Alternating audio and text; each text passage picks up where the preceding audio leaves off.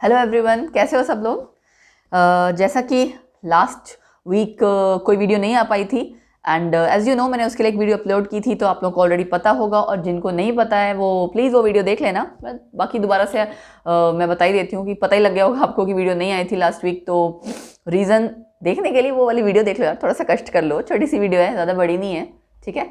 और हाँ, बट घबराओ मत, कोई तबीयत ख़राब नहीं थी। सो हो सकता है जो मेरे वेल विशर्स हैं उनको ये लग रहा हो कि मैम की वीडियो लास्ट वीक नहीं आई, कोई तबीयत तो नहीं ख़राब है, so don't worry at all, कोई तबीयत नहीं ख़राब थी। एंड रीज़न जानने के लिए वापस वहीं जाओ वीडियो देखने के लिए। बाकी आज वापस हम शुरू करते हैं अपना जो फर्दर हमारा एक है ना शेड्यूल बना हुआ था कि मैं ट्यूसडे को +2 की एक वीडियो निकालती हूँ एंड फ्राइडे को +1 की, राइट। तो जैसा कि आज ट्यूसडे है तो हम पढ़ेंगे +2 की, बट उससे पहले कुछ आपको मैं बताना चाहती हूँ। एक्चुअली मैं Q&A सेशन प्लान करना चाह रही हूँ, ठीक है। तो उसके लिए ऑब्वियसली मैं चाह रही हूँ कि आप लोग अपने क्वेश्चंस सामने रखें, बताएं मुझे। तो गाइज जो Q&A सेशन है उसके लिए आप क्वेश्चन हमें डायरेक्टली भेज सकते हैं इंस्टा, और मेरा FB पेज है, आपको पता ही है चैनल का, ठीक है, वहाँ पे। तो उनमें से हम क्वेश्चंस पिक कर लेंगे, या जैसा भी जिस हिसाब से आपके क्वेश्चंस आएंगे उसके अकॉर्डिंग हम सेशन प्लान कर लेंगे। चाह तो मैं वीकेंड पे रही थी, किसी वीकेंड पे, बट जिस हिसाब से आपके क्वेश्चंस आएंगे उसके अकॉर्डिंग, ठीक है। तो उसके अलावा आप लोग अपनी रिक्वेस्ट बता सकते हैं कि आप लोग किस तरह की वीडियोस चाहते हैं, किन टॉपिक्स पे चाहते हैं। यू कैन मतलब it's completely up to you कि आप मुझे बता सकते हैं कि आपको किस तरह की वीडियोस चाहिए, किस पे चाहिए, ठीक है। एंड अच्छा लगता है जब आप लोग बताते हो, और मैं पूरी कोशिश करूँगी उन रिक्वेस्ट को पूरी करने के लिए। सो इस वीक एज यूजुअल बाकी सारी वीडियोस वैसी ही आएंगी। आज +2 की हम टॉपिक पढ़ेंगे, +1 की, एंड जो ग्रेजुएशन की है वो भी कंटिन्यूटी में आएगी, फाइन। सो इन सारी वीडियोस के लिए सेम वही चीज़ है, रेगुलरली देखते रहो। और आज की वीडियो देखने के लिए जो लोग आज ही आए डायरेक्टली, वो इसके पहले के जो टॉपिक्स हैं कनेक्टिंग, वो प्लीज़ वीडियो देख लें, सो दैट आपको जब आप वो वीडियो देख लोगे तो आपको ये टॉपिक डेफिनेटली समझ में आएगा, ठीक है। एंड यस, जल्दी से जल्दी आप लोग अपने जो भी क्वेश्चंस हैं वो सेंड कर दीजिएगा, तभी आपका Q&A सेशन प्लान हो सकता है, राइट। एंड तभी वो एग्जीक्यूट भी हो सकता है, right. So Instagram and FB page दोनों जगह आप डायरेक्ट क्वेश्चंस मुझे सेंड कर सकते हैं। सो मैं वेट करूंगी आप लोगों के क्वेश्चंस का, एंड उसी के अकॉर्डिंग फिर हम सेशन ले लेंगे, राइट। ओके, स्टार्ट करें फिर आज का टॉपिक। आज के टॉपिक में देखो, ध्यान होगा आपको, मैंने पिछला जो टॉपिक था उसके रिगार्डिंग क्वेश्चंस दिए थे आपको, न्यूमेरिकल्स, राइट। वो न्यूमेरिकल्स पहले सॉल्व करते हैं। क्या है numerical? At what partial pressure. तो ये याद है किसी को कौन सा टॉपिक से था? पहली बात तो ये है, जब भी पढ़ने आओ ना, एक बार पिछला टॉपिक जो है वो थोड़ा सा रिवाइज करके आया करो, उससे क्या होता है कि कंटिन्यूटी मेंटेन हो जाती है, राइट। एंड मोर ओवर फिर भी मैं बता देती हूँ कि आप ये क्वेश्चन देख रहे होगे, यहाँ KH लिखा है ना, it is based on Henry's law, शायद याद आ गया होगा आपको।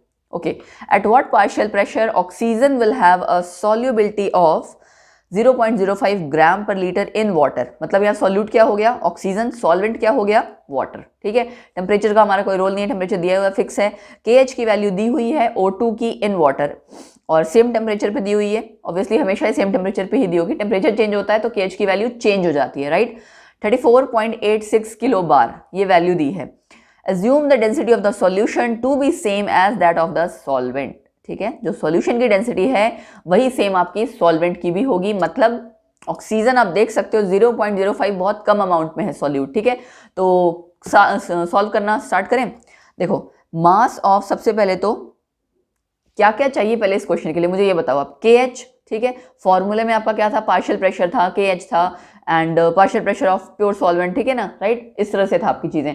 तो अगर आपको ये पता रहेगा, और मोल फ्रैक्शन चाहिए था, राइट। मोल फ्रैक्शन के लिए आपको क्या चाहिए? नंबर ऑफ मोल्स कैलकुलेट करना। नंबर ऑफ मोल्स किसके चाहिए? दोनों के चाहिए। दोनों मतलब ऑक्सीजन और वाटर दोनों के।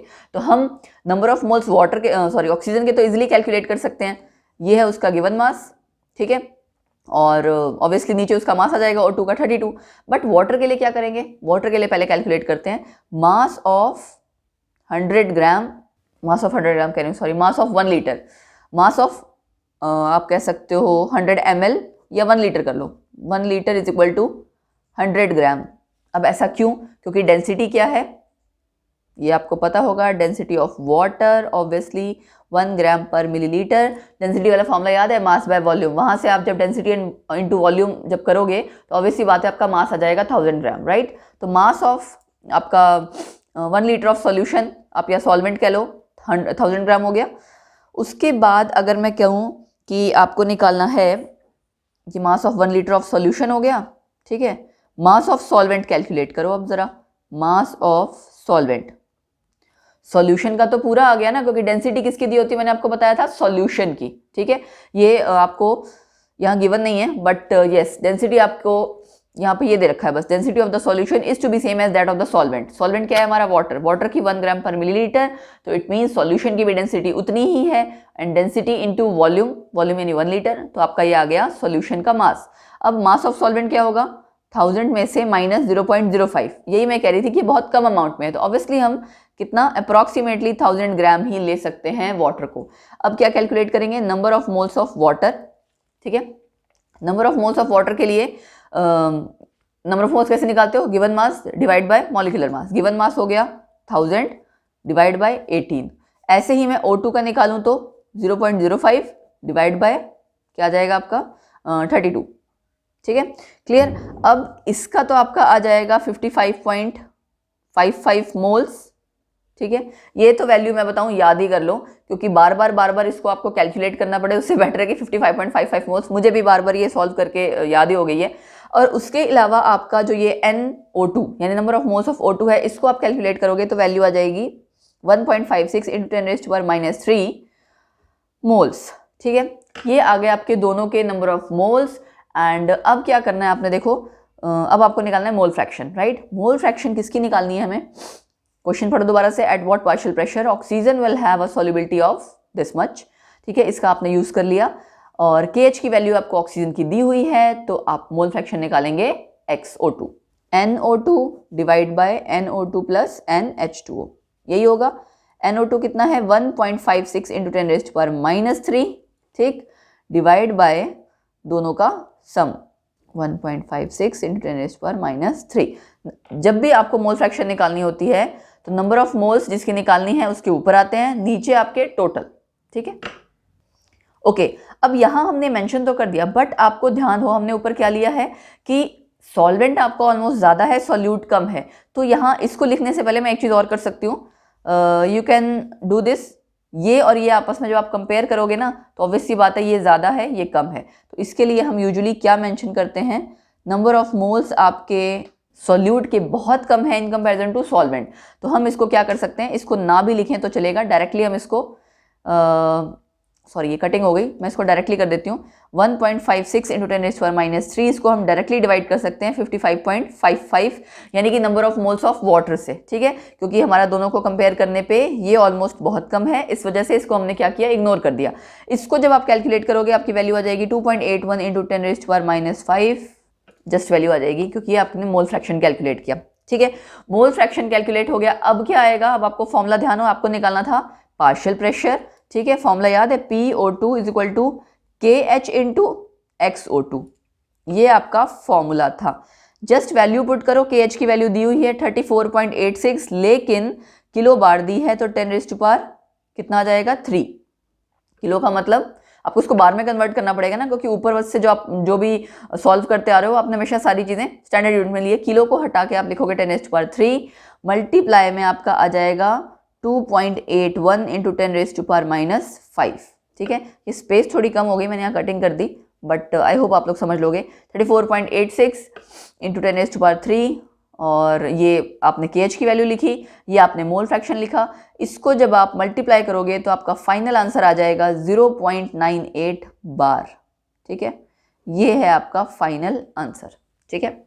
इसको आप मल्टीप्लाई करोगे तो यही वैल्यू आएगी, एक्चुअली 97.9 के आसपास आती है, तो उसको 98 ले लेते हैं अप्रॉक्स, बाकी यहाँ से आप देख सकते हो 10⁻⁻² आएगा, एंड दैट्स वाई मैंने यहाँ पे डेसिमल लगा दिया, ठीक है। तो ये आपका हो गया एक क्वेश्चन। दूसरा क्वेश्चन हम लेते हैं, air contains O2 and N2 in the ratio 1:4, ठीक है, calculate the ratio of solubilities in terms of mole fractions of O2 and N2 dissolved in water at atmospheric pressure and temperature।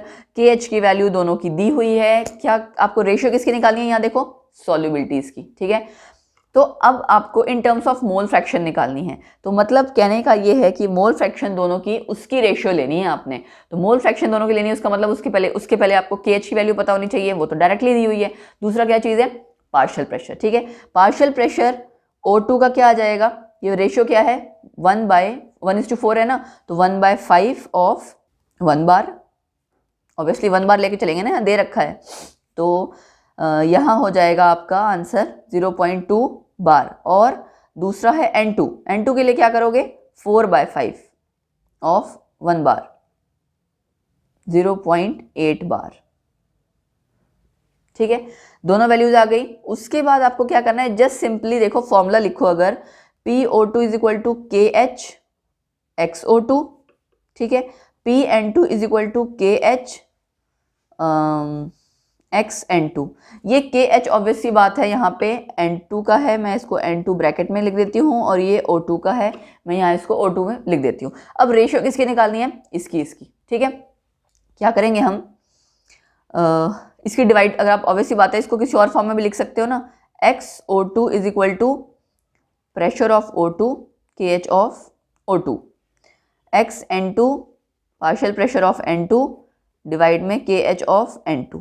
बस अब इसकी ratio निकाल दो, simple XO2 divide by XN2, और यहाँ आप वैल्यू पुट करोगे इसकी, जब इसका वो लोगे आप रेशियो लोगे तो क्या आ जाएगा, PO2 divide by KH of O2 multiply में ये चीज़ ऊपर चली जाएगी, KHN2 डिवाइड बाय PN2, ठीक है। क्या करेंगे अब हम, जस्ट ये वैल्यू लिखेंगे, PO2 कितना है 0.2 डिवाइड बाय 0.8, इसका लिख लिया मैंने, ठीक है। KH की वैल्यू N2 के लिए ऊपर लिखोगे, N2 का आपका सेकंड वाला है 6.6 इंटू 10⁻⁷, नीचे आ जाएगा 3.3 इंटू 10⁻⁷। ये देख सकते हो आप, सारा कुछ कट जा रहा है, एंड रेशियो क्या आ जाएगी, ये कटा, यहाँ से ये ट्वाइस आया, ये 4 and yes 1/2। So final answer यानी आपका आ गया कितना, 1:2, ठीक है। क्लियर है, ये 2 क्वेश्चंस आपके हो गए जो हमें पिछले लेक्चर में मैंने आपको दिए थे ट्राई करने के लिए। अब बढ़ते हैं आगे नेक्स्ट हमारे आज के टॉपिक पे। सो नेक्स्ट टॉपिक क्या है, solutions of solids in solids. अब सॉलिड सॉल्यूशन की बात हो रही है, ठीक है। सॉलिड सॉल्यूशन में क्या मतलब कि आपके दोनों चीज ही सॉलिड होंगे, ठीक है, सॉल्वेंट एंड सॉल्यूट ऑब्वियसली दोनों ही सॉलिड होगा। तो आप ये देख सकते हो 2 फिगर्स मैंने ड्रॉ की हुई है, 2 टाइप्स हैं, वो टाइप्स करते हैं। टाइप्स क्या है, सब्स्टिट्यूशनल सॉलिड सॉल्यूशन, और दूसरा क्या है, इंटरस्टिशियल सॉलिड सॉल्यूशन। ये वर्ड आपने पहले भी पढ़ा हुआ है, इंटरस्टिशियल, है ना। सब्स्टिट्यूशन का मतलब क्या होता है, किसी की जगह पे आ जाना, फाइन। तो जब आपके कोई एटम्स, आयंस, मॉलिक्यूल्स किसी एक सॉलिड के जो ऑलरेडी प्रेजेंट हैं पूरे लैटिस साइट में, फिक्स्ड हैं, उसके जगह पे आप कोई उसके जैसा सिमिलर सॉलिड ले आते हो, ठीक है, उसको रिप्लेस कर देते हो, तो आपका क्या बन जाएगा, substitutional solid solution. When some atoms, ions, molecules of one solid present at the lattice sites are replaced by the atoms, ions, molecules of some another solid। और वो सॉलिड कैसा होना चाहिए, सिमिलर होना चाहिए, ऐसा ना हो कि साइज में और सारी चीजों में फर्क हो। Having similar sizes, then solids thus obtained are called substitutional solid solution, ठीक है। जो आपके एलॉयज बनते हैं, ब्रास, ब्रॉन्ज, उसमें क्या होता है, उसमें यही तो होता है कि आपने अलग अलग एलिमेंट्स लिए, कॉपर, जिंक साथ लिया, तो वो सिमिलर साइज होना जरूरी है, क्यों, अदरवाइज लैटिस में फिक्स नहीं होंगे, ठीक। तो ये आप देख सकते हो, बीच बीच में मैंने रेड ड्रॉ कर रखा है ना, यहाँ देखो आप, ये मैंने रेड कलर का ड्रॉ कर रखा है। ये क्यों ड्रॉ कर रखा है, ये उसने जो ब्लैक कलर के जो एटम्स थे उसकी जगह उसने जगह ही ले रखी है, ठीक है। तो ये क्या हो गया, सब्स्टिट्यूशनल सॉलिड सॉल्यूशन। दूसरा आपका क्या है, interstitial solid solution. If in the lattice of a solid, interstitial का मतलब आपको याद है, वॉइड्स, जो स्पेसेस थे वहां पे अगर कोई एटम एक्स्ट्रा आपका आ जाएगा तो आपका इंटरस्टिशियल सॉलिड सॉल्यूशन बन जाएगा। If in the lattice of a solid called the host, जो कि जिसका कि मेन लैटिस है इसलिए होस्ट कहा जा रहा है। The atoms of some other solid small in size, यहाँ पे साइज कैसा होना चाहिए, छोटा। पिछले वाले में कैसा होना चाहिए था, सब्स्टिट्यूशनल में सिमिलर साइज होना चाहिए था, ठीक है। तो साइज जब आपका छोटा होगा वर्ड में आ सकेगा। Occupy the interstitial size sites और voids, then the solids obtained are called interstitial solid solution, ठीक है। Example, tungsten carbide. कार्बाइड्स जो आपके होते हैं ना, उसमें कार्बन है, कार्बन बहुत छोटा एलिमेंट है, ठीक है, वो आपके वॉइड्स में, इंटरस्टिसेस में बड़ी आसानी से फिट हो जाता है।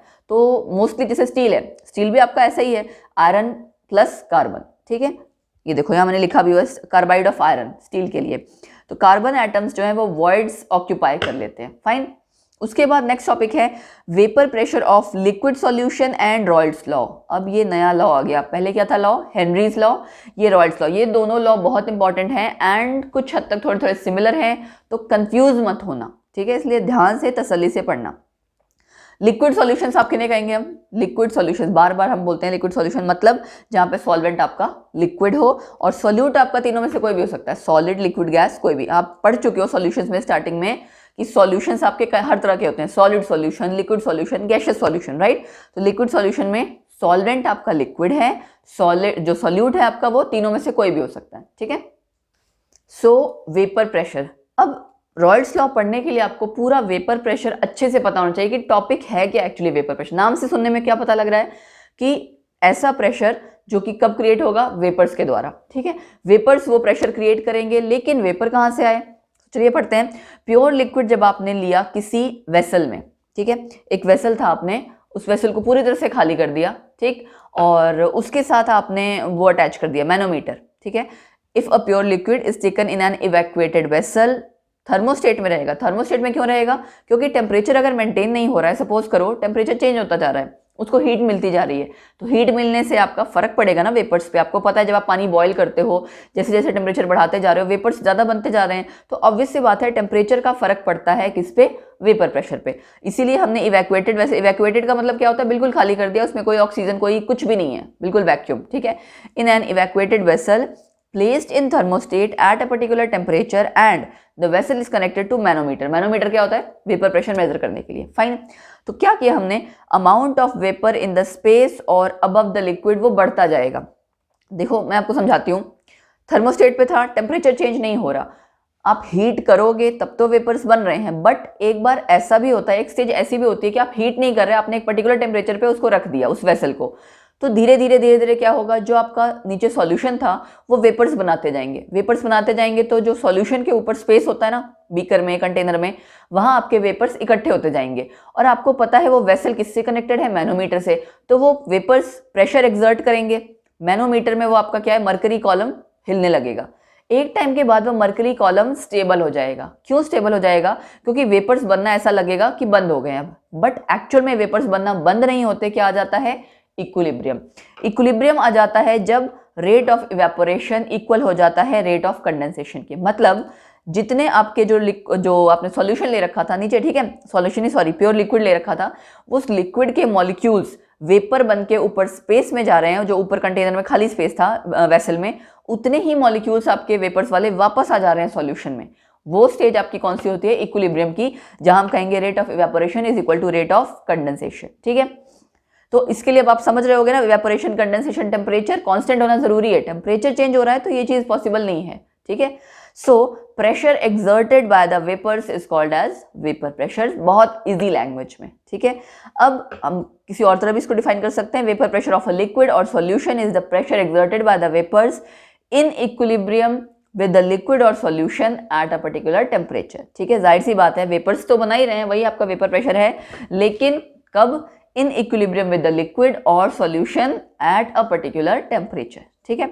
अब फैक्टर्स अफेक्टिंग वेपर प्रेशर, कैसे पता लगेगा वेपर प्रेशर ज्यादा है कम है, कौन कौन से फैक्टर्स उसको इफेक्ट कर रहे हैं, उसके लिए क्या है, जो आपका सबसे पहला point, nature of liquid. Obvious सी बात है लिक्विड आपका कैसा है, वोलेटाइल है भी या नहीं है, वेपर्स बनाता है या नहीं बनाता है। अच्छा, ज्यादा वोलेटाइल है तो जल्दी वेपर्स बनाएगा, कम वोलेटाइल है तो कम वेपर्स बनाएगा या लेट वेपर्स बनाएगा, राइट। तो इसलिए नेचर ऑफ लिक्विड पे डिपेंड करता है। तो वीकर द इंटरमॉलिक्यूलर फोर्सेज, मतलब वो जो आपने लिक्विड लिया है उसकी अगर अपनी फोर्सेस, इंटरमॉलिक्यूल्स के बीच की फोर्सेस, इंटरमॉलिक्यूलर फोर्सेस वीक होंगी तो आसानी से ब्रेक हो जाएंगी, आसानी से क्या करेगा, वो वेपर स्टेट में कन्वर्ट हो जाएगा। Greater is the amount of vapour because more molecules can leave the liquid and get converted into vapours. जाहिर सी बात है आपस के मॉलिक्यूल्स की अगर फोर्सेस कम होंगी तो वो इजिली ब्रेक करके वेपर स्टेट में कन्वर्ट होना जल्दी प्रेफर करेगा, ठीक है। तो vapour pressure of di ethyl ether, ether आपका जल्दी उड़ जाता है, ईथर, एसीटोन, ये सब जल्दी उड़ जाते हैं, बट पानी अगर आप लो नहीं उड़ेगा। इथाइल अल्कोहल वो भी आपका इतनी जल्दी नहीं उड़ता है, ठीक है। ईथर के कंपैरिजन में इथाइल अल्कोहल लेट आपका वेपर्स बनाएगा, तो vapour pressure of diethyl ether is more than that of ethyl alcohol, ठीक है।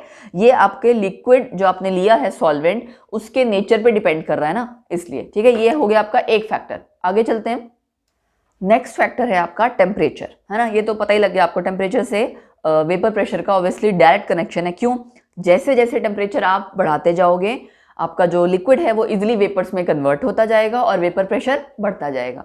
Higher the temperature greater is the vapour pressure, directly proportional हो गया ये, ठीक है। देखो जो भी आप ये टॉपिक पढ़ते हो ना उसमें ये ध्यान दिया करो डायरेक्टली प्रोपोर्शनल है, इन्वर्सली है, क्योंकि एमसीक्यूज जब आते हैं ना उसमें बहुत बार बच्चे यही नहीं समझ पाते हैं डायरेक्टली है, इन्वर्सली है ना, कुछ भी इस तरह की चीजें अगर दी होती हैं तो वो कोरिलेट नहीं कर पाते हैं।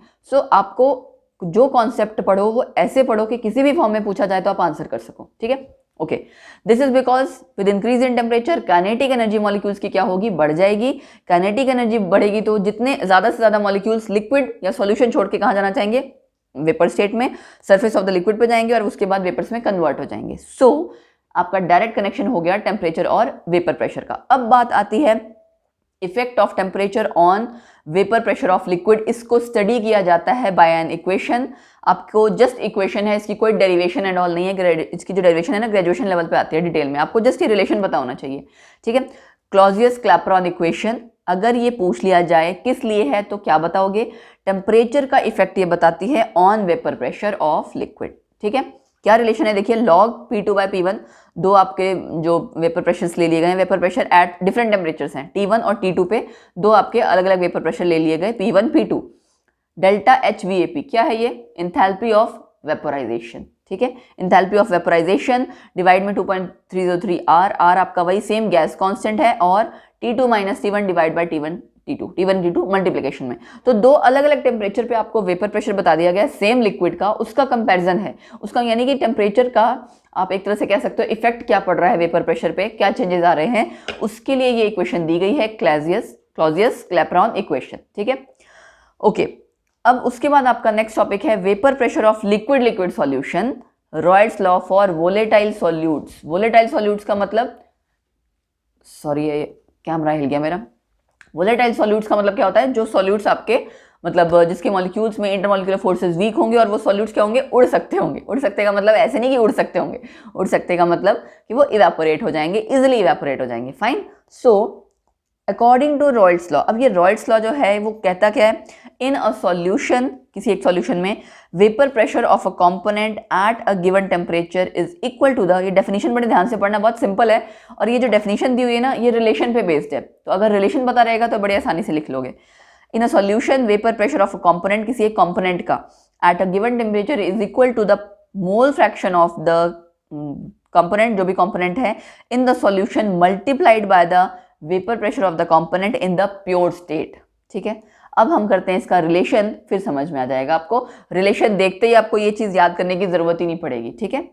ये देखो पहले रिलेशन ही बता देती हूँ, बाकी चीज बाद में समझाती हूँ। PA मतलब वेपर प्रेशर है आपका किसका, उस कंपोनेंट का, A का, ठीक है। कोई सॉल्यूशन में आपके दो कंपोनेंट सपोज हम ले रहे हैं, सॉल्यूट सॉल्वेंट, ठीक है, दोनों, तो उसमें से एक मैंने ले लिया A, दूसरा मैंने ले लिया B, तो उसका वेपर प्रेशर, ठीक है, किसके बराबर है, मोल फ्रैक्शन मल्टीप्लाइड बाय उसी का वेपर प्रेशर लेकिन प्योर स्टेट में।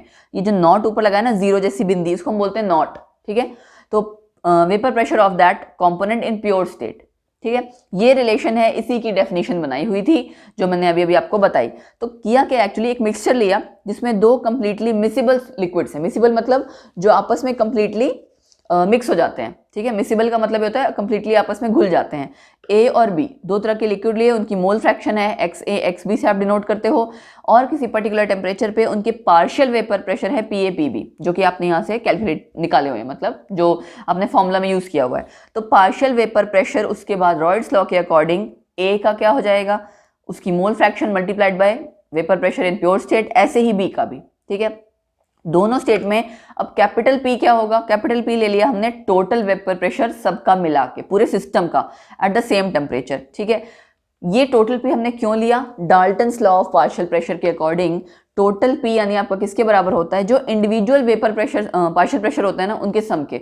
मतलब अगर सपोज करो आपने कोई मिक्सचर लिया, उसमें कई सारे कंपोनेंट्स हैं, उन सब कंपोनेंट का अलग अलग अकेला अकेला जो पार्शियल वेपर प्रेशर होगा उन सब के सम को मिला के टोटल प्रेशर बनता है। ये लॉ ये कहाँ से आता है आपका, Dalton's law of partial pressure से। तो दो अलग अलग लॉज हो गए, ये आपने पहले भी डाल्टन्स लॉ आपने पढ़ा होगा +1 क्लास में, ठीक है। तो इसको आप ओपन अप करके लिख सकते हो, PA + PB की जगह आपने वैल्यूज पुट कर दी जो अभी अभी आपने लिखी हैं। यहाँ पे अब देखो XA की जगह क्या लिख दिया मैंने, 1 - XB। क्यों लिखा ये, मोल फ्रैक्शन मैंने आपको बताया ऑलवेज इक्वल टू यूनिटी, दो ही कंपोनेंट थे ना, तो एक अगर XA है दूसरा क्या हो जाएगा, ऑब्वियसली 1 - दूसरा आपका 1 में से माइनस करके होगा, तो हम इसको क्या लिख सकते हैं 1 माइनस एक्स बी। इसको मैंने एक्स बी रहने दिया।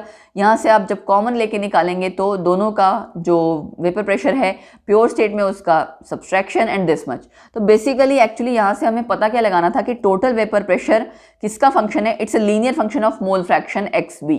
ठीक है, तो यानी कि मोल फ्रैक्शन पे डिपेंड करता है। अब ये देखो मैंने यहाँ पे एक फिगर बनाई हुई है, फिगर ध्यान से देखना, ये फिगर बहुत इंपॉर्टेंट है क्योंकि ये जो पूरा आपका रॉयल्स लॉ जब कंप्लीट हो जाएगा तो अगला जो आपका टॉपिक आएगा ना आइडियल नॉन आइडियल सॉल्यूशन, वहाँ पे फिगर दोबारा आएगी एंड इस फिगर पे बेस्ड क्वेश्चंस भी पूछे जाते हैं। तो इसमें किया क्या है मैंने, एक साइड वेपर प्रेशर लिया हुआ है, दूसरी साइड है आपका मोल फ्रैक्शन। ठीक है, यहाँ देखो क्या है, यहाँ पे x इक्वल टू मैंने 1 लिखा हुआ है, मतलब कंप्लीटली प्योर स्टेट कौन सी है, ए वाली, इसीलिए वेपर प्रेशर यहाँ ऊपर पी नॉट ए लिखा है।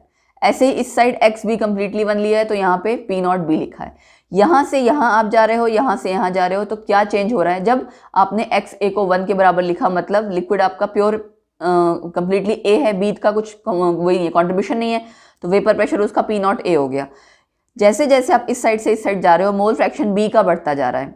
तो इस लाइन को आप कैसे डिनोट कर सकते हो, partial pressure of P B is equal to X B multiplied by, X B मतलब mole fraction of B multiplied by vapour pressure of B in pure state. ठीक है, मतलब जो आपने रॉयल्स लॉ लगाया वो आप यहाँ पे अप्लाई कर सकते हो।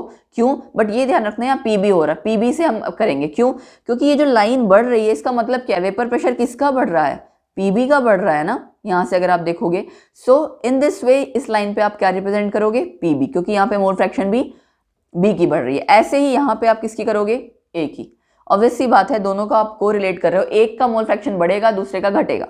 ठीक है, और दोनों का कंबाइंड आपका यहाँ आ गया total pressure P A plus P B. ये आपका जो ग्राफ है, ये फिगर है, ये अच्छे से याद रखना। ठीक है, तो इस फिगर से हमें क्या पता चलता है, प्लॉट्स पता लग रहे हैं हमें किसके, partial pressure versus mole fraction, दोनों के अलग अलग, ए के बी के, और टोटल प्रेशर का भी पता लग रहा है वर्सेस मोल फ्रैक्शन। ठीक है, ये बहुत इंपॉर्टेंस रखता है क्योंकि आइडियल नॉन आइडियल सॉल्यूशन में उसके आगे कई ऐसे टॉपिक्स आएंगे जहाँ पे ये अगर आपको ग्राफ या ये फिगर नहीं याद है तो आप वहाँ पे नहीं समझ पाओगे। ठीक है, फिर से बता देती हूँ, एक्स ए से एक्स बी मतलब आपकी मोल फ्रैक्शन ए से ए की घटती जा रही है, बी की बढ़ती जा रही है, तो इसलिए आपकी ये लाइन रिप्रेजेंट कर रही है किसकी, पार्शियल प्रेशर ऑफ बी।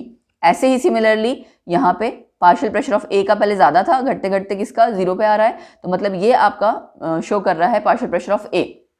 ठीक है, क्लियर हो गया। तो ये आपकी एक साइड हमने ए के लिए शो कर दिया, एक साइड हमने बी के लिए शो कर दिया, उनकी प्योर स्टेट देख ली सारी। आपको आई थिंक आई होप जो भी आपके जो टर्म्स थी हम कह सकते हैं, P not B, P not A, X A क्या है, ये सब आपको पता लग गया होगा। ठीक है, ये था आपका रॉयल्स लॉ। ठीक है, दोबारा आप इसकी देख लो रिलेशन क्या है, पार्शियल प्रेशर ऑफ उस कंपोनेंट का जिसका आप स्टडी कर रहे हो is equal to mole fraction of that component multiplied by vapour pressure of that component in pure state. ठीक है, चलो अब हम इसके कुछ और इंपॉर्टेंट पॉइंट्स पढ़ते हैं इसी टॉपिक से रिलेटेड।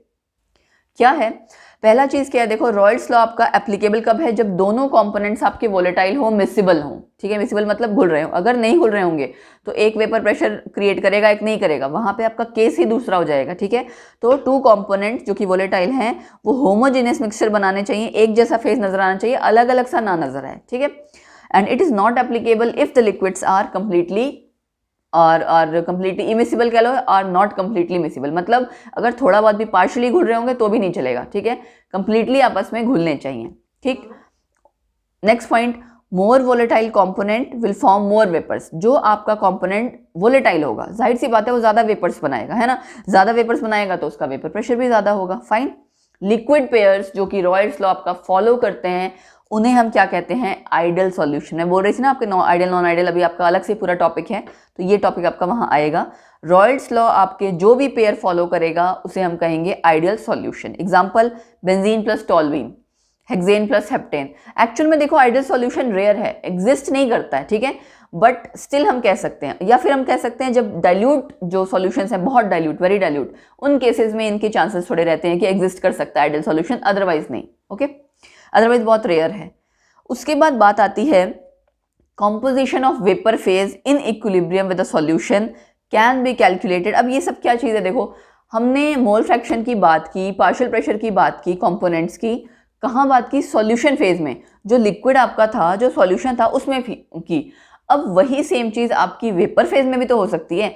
जब लिक्विड आपका वेपर्स बना बना के ऊपर एटमॉस्फेयर जो आपका कंटेनर था, कंटेनर में जो ऊपर स्पेस खाली था वहां बना दिया, वहां पे भी मोल फ्रैक्शन हो सकता है, वहां पे भी उसका पार्शियल वेपर प्रेशर हो सकता है, राइट। तो उसी के लिए ये कहा जा रहा है composition of vapour phase in equilibrium with the solution can be calculated from the partial pressure of the two components in the vapour phase. मतलब अभी तक आप कर रहे थे पार्शियल प्रेशर कहाँ पे, सॉल्यूशन फेज में, जो लिक्विड आपका था पानी में आप उसका मतलब चेक कर रहे थे कि कहाँ उसका क्या मोल फ्रैक्शन है, क्या उसका वेपर प्रेशर किस हिसाब से बना रहा है। अब ये आप कर रहे हो उन दोनों कंपोनेंट्स का डायरेक्टली वेपर फेज में। हमने लेट कर लिया YA YB, मोल फ्रैक्शन ये कहाँ आ गई, वेपर फेज में। XA XB कहाँ थी, सॉल्यूशन फेज में थी आपकी। तो जो आपकी मोल फ्रैक्शन है वो किस पे डिपेंड करेगी, कितना उस कंपोनेंट के वेपर्स बने हुए हैं डिवाइड में टोटल वेपर्स, टोटल आपका प्रेशर, राइट। तो वही मैंने यहाँ पे किया, PA डिवाइड में P टोटल। ऐसे ही B का भी आ जाएगा। ये आपका केस कब है, ये आपका केस ध्यान रखो वेपर फेज के लिए है। कॉम्पोजिशन ऑफ वेपर फेज की आप बात कर रहे हो इन इक्विलिब्रियम विद द सॉल्यूशन। मतलब जो ऊपर वेपर्स बने हुए हैं सॉल्यूशन के ऊपर, लिक्विड के ऊपर जो आपका खाली एरिया था जहाँ पे वेपर्स बन के जा रहे थे, वहां की बात हो रही है कि कॉम्पोजिशन ऑफ वेपर फेज, वो वेपर फेज किस किस का बना होगा और वो इक्विलिब्रियम में होगा सॉल्यूशन के साथ। तो उसकी अगर आपको कैलकुलेशन करनी है कि क्या मोल फ्रैक्शन रहेगी उन वेपर्स की, अलग अलग कॉम्पोनेंट्स की, उसके लिए हमने कैलकुलेट किया। तो इस पे बेस्ड क्वेश्चन भी आता है, ठीक है। अच्छा, तो इन जनरल आप कैसे लिख सकते हो, PA into YA into P total, partial pressure आपका उस कंपोनेंट का is equal to mole fraction उसका मल्टीप्लाई में P टोटल, ठीक है। तो इसको भी आप याद रखना। इसी तरह से हम PB के लिए लिख सकते हैं, या इन जनरल लिख दिया, कोई भी कंपोनेंट है PI उसका partial pressure is equal to vapour phase में उसकी मोल, ये वेपर फेज में है मोल फ्रैक्शन, लिक्विड फेज और वेपर फेज की दोनों की मोल फ्रैक्शन अलग अलग आएगी, मल्टीप्लाइड में P टोटल। Okay okay.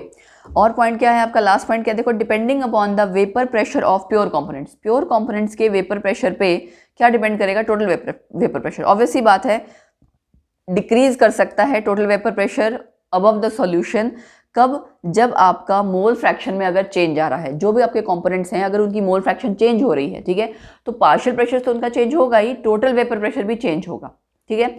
ये जो लाइंस है ना, ये बहुत कंफ्यूजिंग दी होती है कभी कभार बुक्स में एंड MCQs की फॉर्म में। तो आपको ध्यान क्या रखना है, उसका जस्ट क्रक्स निकालना है कि आपको उसका मेन पॉइंट समझ में आए कि वेपर प्रेशर कब चेंज हो रहा है। यहाँ पे देखो क्या लिखा है, depending upon the vapour pressure of the pure component total vapour pressure over the solution में इंक्रीज और decrease with increase in mole fraction of the component. कहने का मतलब ये है डिपेंड करेगा वेपर प्रेशर प्योर कंपोनेंट का। ऑब्वियस सी बात है प्योर कंपोनेंट जो आपका ऐसा होगा जो ज़्यादा वोलेटाइल होगा उसका वेपर प्रेशर ज़्यादा होगा, ठीक है, उस पर भी डिपेंड करेगा। लेकिन साथ ही साथ इंक्रीज और डिक्रीज कब आ सकता है, जब आपका या तो टेम्परेचर चेंज हो रहा हो, ये आपका क्या चेंज हो रहा हो, मोल फ्रैक्शन उस कॉम्पोनेंट का, ठीक है। तो ये इन जनरल आपको जस्ट टॉपिक की नॉलेज होनी चाहिए, कॉन्सेप्ट की नॉलेज होनी चाहिए, फिर क्वेश्चन चाहे किसी भी फॉर्म में पूछ लिया जाए। आगे का जो आपका टॉपिक है नॉन वॉलेटाइल सॉल्यूट्स के लिए रॉयल्स लॉ, ये हम नेक्स्ट लेक्चर में पढ़ेंगे, ठीक है। अभी के लिए इतना ही काफ़ी है, बट जितना ये मैंने आपको कराया उसको अच्छे से समझना, क्योंकि रॉयल्स लॉ एक बार हो सकता है थोड़ा कंफ्यूजिंग लगे, ठीक है, बट इसको दिमाग में रखना बहुत ज़रूरी है, रट्टे पे नहीं जाना है आपको, जस्ट समझना है इस चीज़ को, ठीक है। So this was all for this lecture and मैं दोबारा आपको रिमाइंड करा दूं, जैसे मैंने लेक्चर के स्टार्टिंग में भी कहा था, क्वेश्चंस आप इंस्टाग्राम जो हैंडल्स हैं वहाँ पे और FB पेज पे डायरेक्ट आप मुझे बता सकते हैं क्या क्वेश्चंस आप Q&A में लेना चाहते हैं, हम उसको इजीली डिस्कस कर लेंगे। एंड प्लीज़ जल्दी क्वेश्चंस भेजना सो दैट हम उसके अकॉर्डिंग सेशन रख सकें, ठीक है, लाइव सेशन रख सकें, क्योंकि मैं वीकेंड चाहती हूँ, बाकी आपके डिपेंड करेगा आपके क्वेश्चंस किस तरह से आएंगे। सो बाकी लाइक करते रहो प्लीज़ यार, ज़्यादा से ज़्यादा लाइक करो, शेयर करो, सब्सक्राइब करके रखो चैनल को जो लोग नए हैं और इंस्टाग्राम हैंडल फॉलो कर सकते हैं आप मेरा, ठीक है। इंस्टाग्राम हैंडल आपको नज़र आ रहे होंगे, डिस्क्रिप्शन में सब जगह दिए हुए हैं। ट्विटर हैंडल आप फॉलो कर सकते हैं और कमेंट सेक्शन में आप अपने व्यूज़ जो भी है वो बता सकते हैं, आपकी कुछ देखो मैं ये बोलूँगी कि आपके ये नहीं कह रही कि मैं कुछ अच्छा लग रहा है वही बताओ, I am very happy to कह सकते हो know about my weak points also. तो अगर कोई क्रिटिक्स है बहुत अच्छा, ठीक है, आप इस तरह का कुछ कहना चाहते हैं ना, वो भी कह सकते हैं, नॉट एट ऑल, मैं डेफिनेटली उसको एक हैप्पी नोट पे लूँगी एंड इंप्रूव करने की कोशिश करूँगी, जो भी आपके डिमांड्स या रिक्वेस्ट हैं उस बेसिस पे। और FB पेज पे रेगुलर क्वेश्चन चलता है, please guys like and follow करो FB पेज को भी। एंड आप लोगों की बदौलत वो जल्दी जल्दी ग्रो कर रहा है, तो आप लोग जा सकते हैं, रेगुलर उस पर क्वेश्चंस चलते हैं, उन क्वेश्चंस की आप ट्राई किया करो क्वेश्चंस, ठीक है। एंड कम्युनिटी पोस्ट में भी आपने देखा होगा चैनल पे क्वेश्चंस चलते हैं, तो you can try these questions also and वो आप लोगों के लिए डलते हैं दोनों जगह, इसलिए मैं अलग अलग क्वेश्चन डालती हूँ ताकि ज़्यादा से ज़्यादा आपकी केमिस्ट्री कवर अप हो सके, है ना। एंड हो सकता है वो क्वेश्चंस आपके कहीं ना कहीं जो बच्चे क्विज की प्रिपरेशन करते हैं ना, चाहे स्कूल लेवल पे या ग्रेजुएशन लेवल पे, उनके लिए बहुत हेल्प करता है, ठीक है। या इन जनरल आपके कुछ क्वेश्चंस हैं जो आपके एग्जाम्स होते हैं, उसमें जनरल क्वेश्चंस ये सारे बहुत पूछे जाते हैं साइंस के, जो भी मैं आपके क्विज में दे रही हूँ, ठीक है तो वो केमिस्ट्री रिलेटेड, बट हाँ वो साइंस वाले में कवर अप हो जाते हैं। तो you can try these questions, आपकी नॉलेज ही बढ़ेगी। ओके, सो मिलते हैं अगले लेक्चर में उसके बाद फिर, ठीक है। तब तक के लिए आप इसको अच्छे से पढ़ते रहना, रिवाइज करो, एंड यस चैनल देखते रहो, वीडियोस देखते रहो, ज़्यादा से ज़्यादा मुझे अपना ढेर सारा प्यार देते रहो, क्योंकि उसके बिना काम नहीं बनेगा। And yes keep unrolling the mystery of chemistry with myself Florica. Bye bye, take care.